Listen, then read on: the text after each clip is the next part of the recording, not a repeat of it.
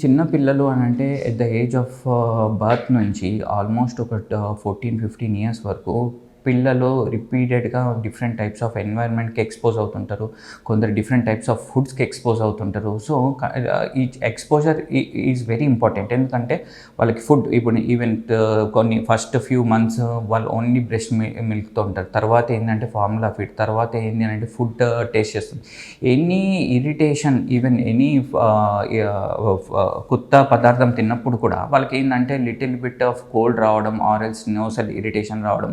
కొందరికి ఏంది అంటే రిపీటెడ్ డస్ట్ ఎలర్జీస్ చిన్నప్పటి నుంచి డస్ట్ ఎలర్జీస్ ఉండొచ్చు.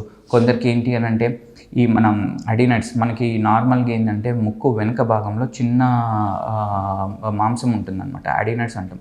ఈ అడినట్స్ నార్మల్‌గా ఏంటంటే పుట్టిన ప్రతి పిల్లలకి ఉంటాయి.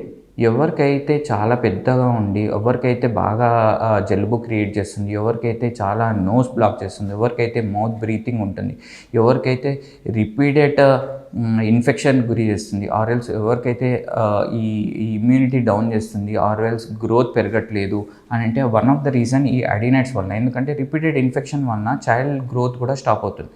ఈ అడినట్స్ కొందరికి ఏంటంటే ఈ ఎలర్జీస్ కూడా ప్రోన్ వలన ఇంకెక్కువ హైపర్ట్రోఫీ అవుతుంటుంది.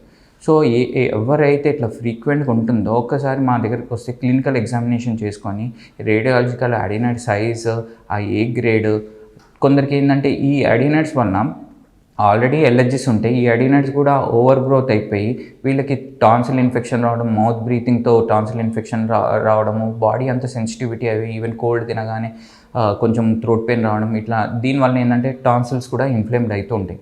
సో, ఏదన్నా గానీ ఇనిషియల్‌గా మాకొస్తే త్వరగా వస్తే మేము ఏదో ఒకటి ఓకే. వీటికి వలన ఎలర్జీస్ ఉన్నాయి. ఇవి ప్రీడిస్పోజింగ్ ఫ్యాక్టర్స్ అవి మేము రూల్ ఔట్ చేసుకొని మాక్సిమం తగ్గించడానికి ఉంటుంది.